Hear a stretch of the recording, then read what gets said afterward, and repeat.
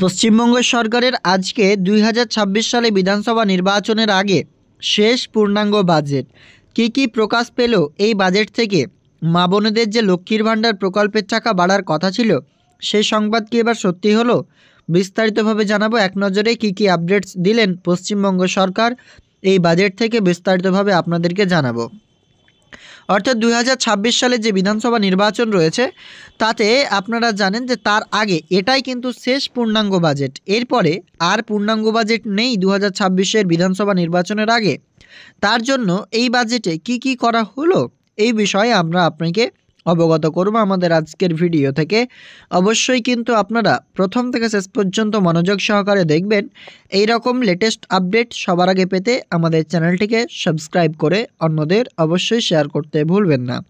চলুন তাহলে ভিডিওটি শুরু করা যাক। কি ঘোষণা পেল এই বাজেট থেকে? 2025 সালের যে আজকে 12ই ফেব্রুয়ারি বাজেট প্রকাশ করা হয়েছে। কেন্দ্রীয় সরকার বাজেট পেশ করেছিলেন 1 ফেব্রুয়ারি 2025 সাল। অর্থ প্রতিমন্ত্রী চন্দ্রিমা ভট্টাচার্যা কি প্রকাশ করলেন পশ্চিমবঙ্গ সরকারের 2026 সালের যে শেষ নির্বাচনের পূর্ণাঙ্গ বাজেট, নির্বাচনের আগেই যে শেষ পূর্ণাঙ্গ বাজেট, সে বাজেটে কি প্রকাশ পেল এক নজরে চলুন দেখে নিই। বাংলার বাজেট 2025-26-এ কি ঘোষণা? সরকারি কর্মচারীদের মহার্ঘ ভাতা 4% বৃদ্ধি, অর্থাৎ ডিএ নতুনভাবে 4% বৃদ্ধি করলো রাজ্য সরকার।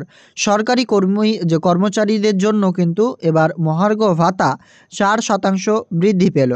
1 এপ্রিল থেকে কার্যকর হবে নতুন ডিএ, অর্থাৎ 1 এপ্রিল 2025 থেকেই নতুন ডিএর কার্যকর করার কথা ঘোষণাও করে দিয়েছেন ইতিমধ্যেই অর্থ প্রতিমন্ত্রী।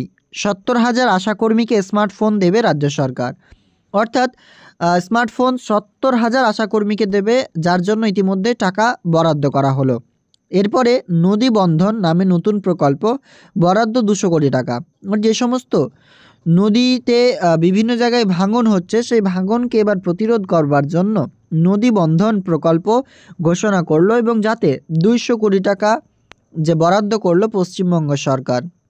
গঙ্গাসাগরের সেতু তৈরি করতে 500 কোটি টাকা, গঙ্গাসাগরে নতুনভাবে সেতু তৈরি করবে, যার জন্য এবার বাজেটে 500 কোটি টাকা বরাদ্দ করা হলো গঙ্গাসাগরের সেতুর উদ্দেশ্যে। 350টি সুফল বাংলা নতুন স্টল, 350টি নতুন কোটি টাকা, অর্থাৎ 200 কোটি টাকা সেই জন্য বরাদ্দ করা হলো প্রকিউরমেন্ট করবার জন্য। প্রকিউরমেন্ট যে সমস্ত সেন্টার করা হবে, সেটা প্রায় ধান কেনার জন্য 200 কোটি টাকা বরাদ্দ করলো। ঘাটাল মাস্টার প্ল্যান্টের জন্য বরাদ্দ হলো 500 কোটি টাকা। এই কয়েকটা রাজ্য সরকার এই বাজেটে সুখবর দিলেন, যার মধ্যে সব থেকে চাঞ্চল্যকর এবং সব থেকে গুরুত্বপূর্ণ যেটা সবাই মনে করছেন, এই ডিএ প্রায় 4% ডিএ আবারও বৃদ্ধি হলো, এবং সেটা এবার কিন্তু আগের থেকে দাঁড়ালো 18%। মহার্ঘ ভাতা আগের থেকে, অর্থাৎ যেটা পাচ্ছিলেন নতুন 4% অ্যাড করে এবার 18% টোটাল। এর মানে আপনারা বুঝতে পারছেন লক্ষ্মীর ভাণ্ডারে কোনো হাত দেননি রাজ্য সরকার। যেমনটাই আপনারা পাচ্ছিলেন ঠিক সেই মতোই এই প্রকল্পের টাকা পেয়ে যাবেন। লক্ষ্মীর ভাণ্ডার নিয়ে নতুন করে বড়সড় আপডেট আমরা দেখতে পেলাম না।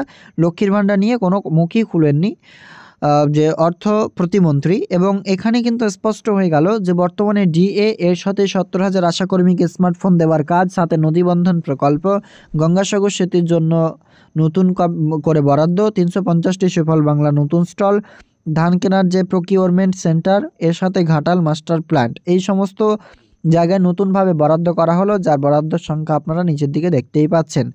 তো আমাদের আজকের আপডেট আপনাদের জন্য এই পর্যন্তই। দেখা হবে নেক্সট আপডেটে। ধন্যবাদ।